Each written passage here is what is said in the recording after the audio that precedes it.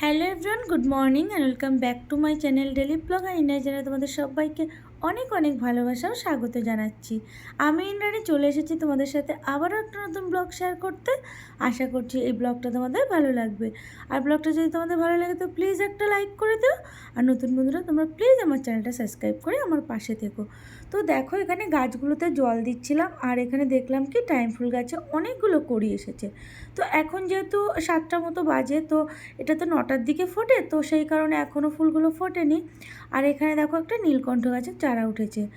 আর মানে এই নীলকণ্ঠ গাছের চারাটা ওঠার কারণ হলো কোনো সময় হয়তো বীজ লাগিয়েছিলাম কোনো টবে, তো অনেক সময় কী হয়, মানে টবের মাটিগুলো মানে এক জায়গা করে আবার নতুন করে গাছগুলোকে বসানো হয়, তখন কি হয় এই টবের মাটি ওই টবে চলে যায়।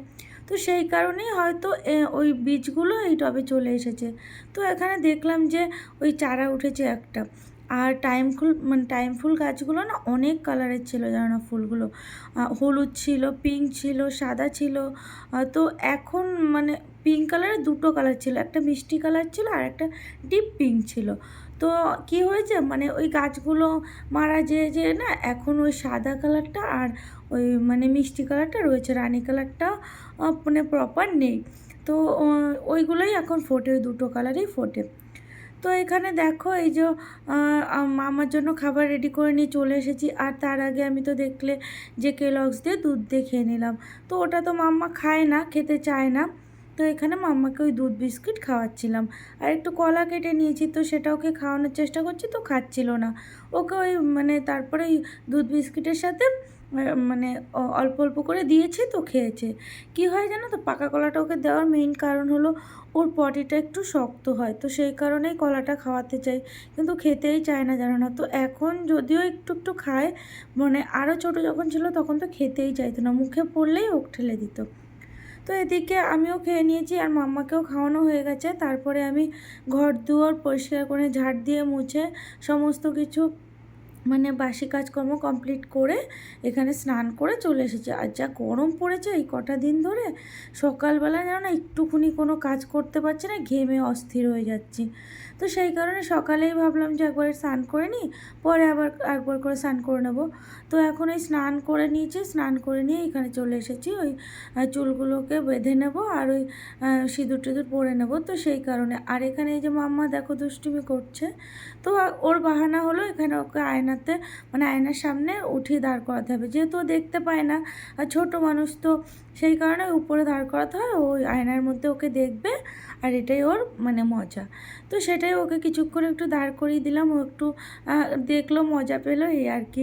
কিছুক্ষণ ওর সাথে একটু ওই খেলা করলাম, কারণ দেখো ছোট বাচ্চা তো ওদেরও অনেক সময় কথা শোনা উচিত। কারণ দেখো মাম্মা সবসময় একাই আমার সাথে ঘরে থাকে, তো ও ছোট বাচ্চা, ওরও অনেক সময় না অনেক ইচ্ছে হয়, সেগুলো যদি ওকে বাধা দিই না তাহলে ওর মনটাও খারাপ হয়ে যাবে, ও তো ছোটো মানুষ, ও তো বোঝে না। তো এখানে দেখো আমার সমস্ত কিছু মানে ক্রিম ট্রিম মেখে নিয়েছি আর এখন আমি যাচ্ছি রান্নাঘরে। তো রান্নাঘরে যাব, আর বাসন কোসনগুলো কিন্তু আমি মাজিনি, কারণ কি জানো তো, এত পরিমাণে আমি ঘেমে গেছিলাম ঘর দোর ঝাড় দিয়ে ঘর মুছতে গিয়ে। তো আর কি বলবো, এখানে দাঁড়িয়ে যদি আমি বাসন মাজতে যাই তাহলে আমার অবস্থা খারাপ হয়ে যাবে। তো সেই কারণে ভাবলাম ঠিক আছে, বাসনটা নয় পরেই মাজবো, যেহেতু এখন পুজোটা আমি দেবো না, পরে মানে আর একবার করে স্নান করে তখন পুজো দেবো। তো সেই কারণে বাসন মাজলেও কোনো অসুবিধা নেই, এঁঠো কাটার কোনো ব্যাপার না। তো সেই কারণেই এখানে এই যে স্নান দান করে এসে এখন এই বাসনগুলোকে মেজে নিচ্ছি। তো তারপর রান্নাবান্না করব। আর আজকে তো নিরামিষ, তো সেই কারণে নিরামিষ রান্নাবান্নাই হবে, যেহেতু আজকে শনিবার, সেই কারণেই নিরামিষ রান্নাবান্না হবে। আর এখানে এই যে বাসন কোসনগুলো কিন্তু মাছের বাসন কোসন না, সেই কারণেই আমি স্নান করার পরেই মাজছি। এগুলো হলো কালকে রাত্রে ওই সিদ্ধ ভাত করেছিলাম, সেই সিদ্ধ ভাত, মানে কোনো মাছ মাংস কিছু করা হয়নি, সেই কারণে অসুবিধাও নেই এখন মেজে নিলে। তো তারপরে এখানে এই যে মানে আমি চালটাকে ধুয়ে নিচ্ছি, তো সমস্ত কাজকর্মগুলোই আমি মানে তাড়াতাড়ি করে নিচ্ছি, কারণ গরমের মধ্যে না বেশিক্ষণ রান্নাঘরে থাকতে একদমই যেন না ভালো লাগছে না। তো তারপরে এই যে চালটা ধুয়ে একটু ঢাকা দিয়ে রেখে দিলাম, আর এখানে এই যে এখন চলে আসলাম, মাম্মার জলটা ফুটতে দিয়েছি। তো তারপরে মাম্মার সাথে কিছুক্ষণ একটু এই যে মানে খেলা করছিলাম, ওর সাথে একটু কথা বলছিলাম। তারপরে ঘরে যাব, ঘরে গিয়ে মানে বিছনাপত্রগুলো একটু তোলার আছে, সেগুলোকে তুলে নেব। তো চলো তোমরা ভিডিওটা দেখতে থাকো। হাত পিছু করে ফ্লাইং কিস করো। ঠিক আছে। তো ঘরের বিছনাপত্র সমস্তটা গুছিয়ে মাম্মাকে কার্টুন চালিয়ে দিয়ে রেখে এসেছি, আর এখানে আমি চলে এসেছি রান্নাবান্নার প্রিপারেশান করতে। তো অলরেডি এখন ওই 10টা মতো বেজে গেছে। তো তাড়াতাড়ি করে রান্নাবান্নাগুলো কমপ্লিট করে যত তাড়াতাড়ি বেরোনো যায় রান্নাঘরতে ততই যেন মঙ্গল। মানে রান্নাঘরটা সব থেকে যেন গরম, মানে ঘেমে অস্থির হয়ে যেতে হয় রান্নাঘরে আসলে। তো এখানে দেখো এই যে আজকে যেহেতু নিরামিষ, সেই কারণে আজকে সোয়াবিন করব আর পটল পোস্ত করব। তো সেই কারণে যে সোয়াবিনের প্যাকেটগুলোকে কেটে নিলাম আর এখানে গরম জল বসিয়ে দিয়েছি। তো সেই কারণে মানে গরম জলের মধ্যে দিয়ে আমি মানে সিদ্ধ করে নেব সোয়াবিনগুলোকে। আর এদিকে কিন্তু আমি ভাতটাও বসিয়ে দিচ্ছি, কারণ দুদিকে করে মানে দুটো গ্যাসে যদি বসিয়ে দিই না, দুরকম তাড়াতাড়ি করে রান্না হয়ে যাবে। তো তাড়াতাড়ি করে রান্না হলে তাড়াতাড়ি করে আমি ঘরে গিয়ে একটু বসতে পারবো এসিটা চালিয়ে, এই আর কি। তো এদিকে এই যে মানে মানে পটলটাকে আমি ছুলে নিচ্ছি, একটু মানে ছাল রেখে রেখে ছুলছি, কারণ কি জানো তো, তাহলে পটলটা একদম মানে চিপসে হয়ে যাবে না ভাজার পরে। আর ওদিকে দেখো আমার ওই সোয়াবিনটা সিদ্ধ হয়ে গেছে। তো সোয়াবিনটা একটুখানি আর বাকি আছে, তো সিদ্ধ হলে ওটাকে আবার নামিয়ে নেব। তো এখানে এই যে পটলগুলোকে আমি ধুয়ে নিচ্ছি। আর এখন তো মানে পটলেরই সব রেসিপি, এত মানে রোজ দিন বাড়িতে পটল হচ্ছে। আর তোমাদের দাদাভাইয়ের তো বাবা কথাই হবে না, ও পটল খেতে ভীষণ ভালোবাসে। তবে কি জানো তো, ওর আবার পটল ভাজাটা বেশি ভালো লাগে। মানে ওকে পটল ভাজা দিলে তুমি যতই দাও ওর তাতে না নেই, মানে এতটা ভালোবাসে ও পটল ভাজা খেতে। তো আজকে ভাবলাম যে ভাজা পটল তো সবসময় করি, তাহলে আজকে যেহেতু নিরামিষ তাহলে একটু পটল পোস্তই করি। তো সেই কারণেই আর কি। তো এখানে এই যে আলু কেটে নিচ্ছি, মানে ওই সোয়াবিনের জন্য আলুগুলোকে কেটে নিচ্ছি।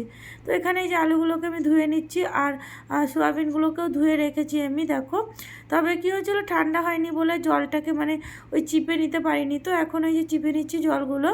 আর এখানে এই যে সোয়াবিনগুলোকে একটু কেটে নেবো আমি, কেন বলো তো, বড় বড় সোয়াবিন মানে একটু ছোটো ছোটো করে কেটে নিলে না মশলাগুলোর মধ্যে ভালো ঢোকে, খেতেও ভালো লাগে। সেই কারণে, না হলে না ভিতরে মশলা না গেলে খেতে ভালো লাগে না।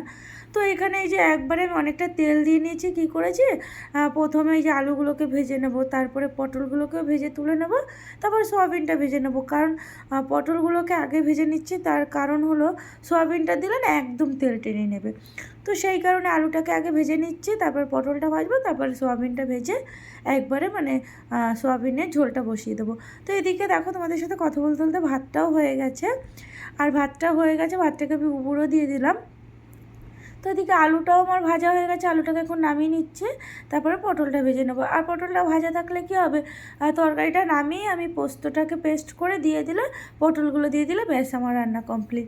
তো সেই কারণে এই যে পটলগুলোকে আমি ভেজে নিচ্ছি ভালো করে, একটু লাল লাল করে ভেজে নেবো, খেতে ভালো লাগে। তো একটু বেশি করে ভাজলে না ভালো লাগে কিন্তু। তো পটলগুলো আমার ভাজা হয়ে গেছে, দেখো এখানে আমি তুলে নিচ্ছি পটলগুলোকে। তারপরে এখানে আমি সোয়াবিনটাকে দিয়ে দেবো। তো সোয়াবিনটাকে দিয়ে দেবো, দিয়ে এটাকে ভালো করে ভেজে নেব।